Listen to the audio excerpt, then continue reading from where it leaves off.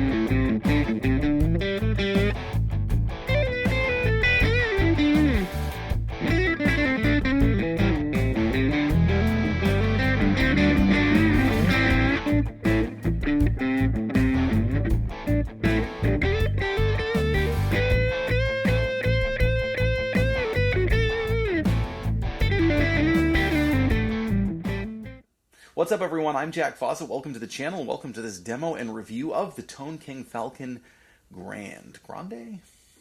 I've heard it both ways.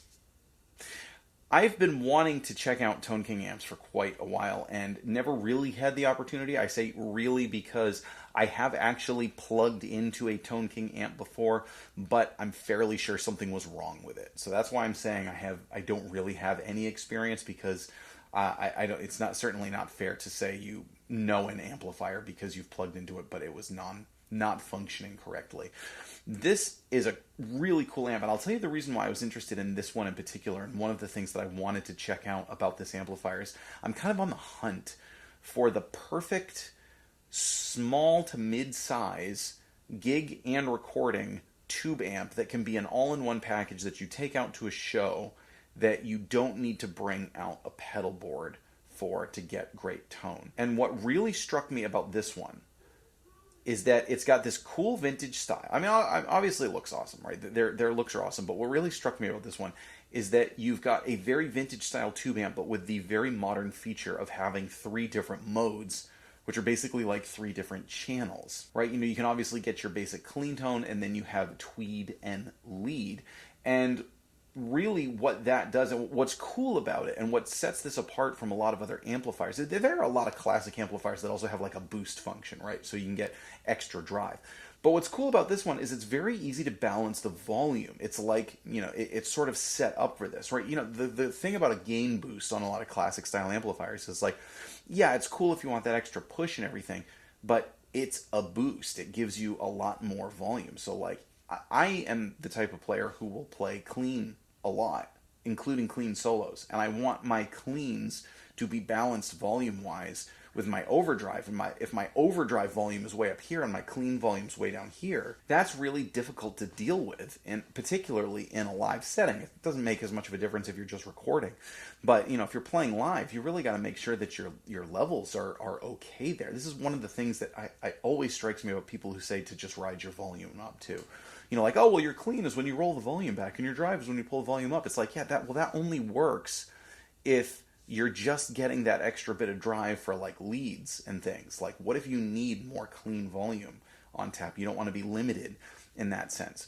Now, I am trying this amp out courtesy of Zound's affiliate program. So they did loan me this amplifier to check out and to bring you a video of. They have been wonderful to work with. They've been really great in allowing me to kind of review and check out a lot of different gear so that I can not only try it for myself, but obviously bring all of you videos. If you want to support that, do your shopping through the links below. Commission-based affiliate link. It doesn't cost you anything extra, but it provides me some commission, gives Zounds a sale, costs nothing extra to you, and it's a cool way to support this whole program and, again, to help me have access to these sorts of amplifiers or gear in general to bring you cool videos. So this one, it's not terribly heavy. It's not necessarily like super, super light, but it's not terribly heavy. It's got this amazing foot switch, which allows you to foot switch between the 3 modes and also the reverb, and the reverb is a killer deep, really, really lush sounding reverb.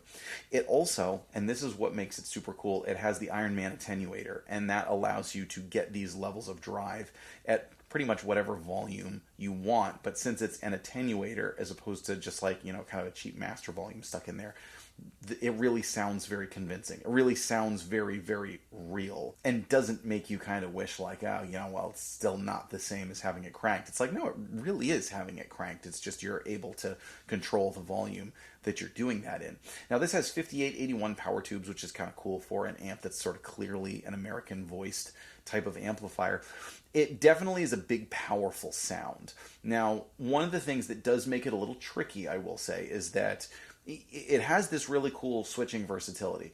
It's not necessarily the most versatile amp in the world. Not that that's a bad thing. It's kind of, it is, it gives you a lot of options for what it does. But it definitely does that fat, early Fender kind of sound. So if you have like a really aggressive guitar and you want a lot of drive, your clean is going to be not totally clean. If you have a lighter output guitar, you might not be able to get the total maximum amount of drive out of it. And it definitely has this sort of wide frequency range, including that lower mid thing that a lot of particularly tweed amps do. Sometimes that's good to filter out in a live setting. The cool thing about that, though, is it's clearly a very dedicated circuit. Like, this is what old tweed amps do. So that's something to be kind of aware of. But it's actually, to me, it also says, okay, they really did their homework and they know what they're doing in making these sorts of amplifiers. The tone is one of those tones, though, that it's like, you plug in, you let this thing rip. It's definitely one of those classic tones that can suit a lot of things where I personally don't feel the need for like, oh, but I wish I had an overdrive pedal to go with it. Or I think the only thing that could possibly make this amp cooler would be if it had tremolo. But then you'd be talking about getting into a much bigger panel and more stuff going on, and that's sort of fine to not have. I just think this amp is great. It sounds really, really good. Again, size-wise, it's funny because it's like I said, it's bigger than you would picture it being. It's not like, it's not like tiny. It's bigger than you'd picture it being. But then it's light for, relatively light for its size and for what it is. So a great kind of grab and go option, but also, just great for studio use and a really, really stellar vintage tone with some cool features. So today I'm playing a Gibson SG and a Fender Telecaster, and I'm plugging straight into the amp. No funny business at all. Not using any pedals, not using anything, just plugging directly from the guitar into the amplifier. What I'm going to do now is do a pretty big playthrough on both guitars at various levels of gain, and then also one at the end with the reverb pushed a little bit. And you don't even need to turn the reverb knob up before you start getting into some pretty wet territory with it. So let's dive back in and check out some of the cool tones that this can do.